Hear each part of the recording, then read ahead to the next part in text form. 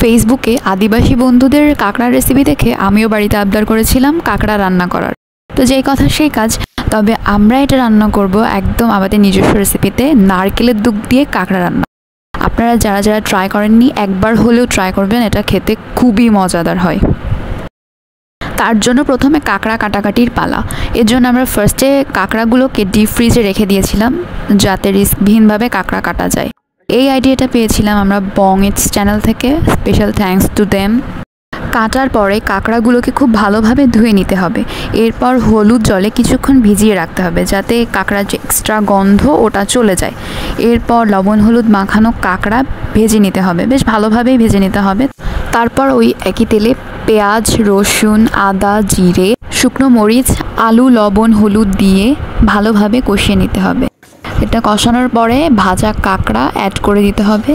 তারপর এটা ভালোভাবে কষিয়ে নিতে হবে। এরপর নারকেলের দুধ দিয়ে দিতে হবে। এই নারকেলের দুধটাই মূলত কাঁকড়া রান্নার বিশেষত্ব। এটা ভালোভাবে ফুটে উঠলে তারপর লাস্টে গরম মশলা বাটা আর নারকেল বাটা দিয়ে কিছুক্ষণ নেড়ে নিলেই তৈরি হয়ে যাবে অসাধারণ স্বাদের কাঁকড়ার ঝোল।